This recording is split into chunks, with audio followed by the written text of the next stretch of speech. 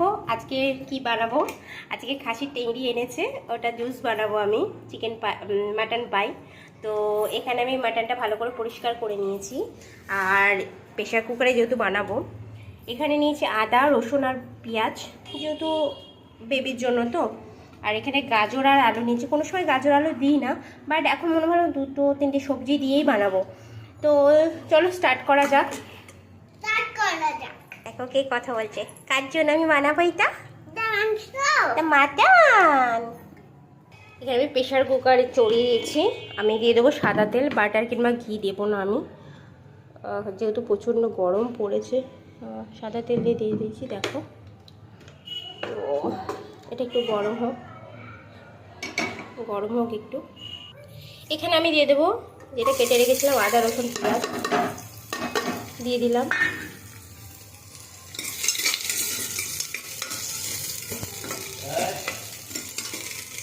একটু ফ্রাই হবে।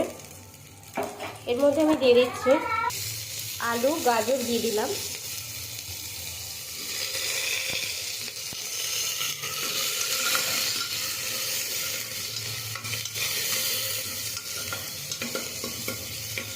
এটাও একটু ফ্রাই হবে। ঢাকনাটা দিয়ে দিই। ওকে, দিয়ে দিলাম।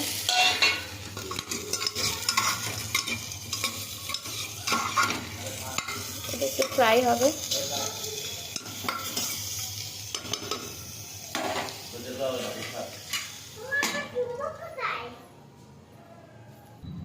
এখানে আমি হালকা জল দিয়ে দিয়েছিলাম, যেহেতু পুড়ে যাচ্ছিলো।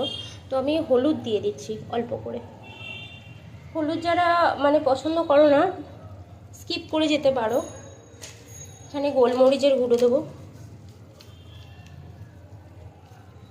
বেশি দেবো না যেহেতু আমার বেবি খাবে। যত ভাবি ভিডিওটা আমি শর্ট বানাবো, বাট শর্ট হয়ে ওঠে না। একটু ধনের গুঁড়ো দিলাম, একটু নুন দেবো, এতটা মতো নুন দিয়ে দেবো, এতটা মতো নুন দিয়ে দিলাম। এটা একটু নাড়িয়ে দেবো। একটু পরে আমি প্রেশারের ঢাকনাটা বন্ধ করে 5টা কি 6টা সিটি মেরে নেবো, 6-7টা সিটি মেরে নেবো আমি।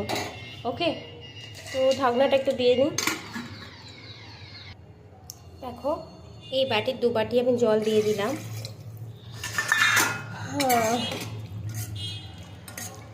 জল দিয়ে দিলাম। এবার আমি প্রেশারের ঢাকনাটা দিয়ে বন্ধ করে সিটি মেরে নেব। ওকে।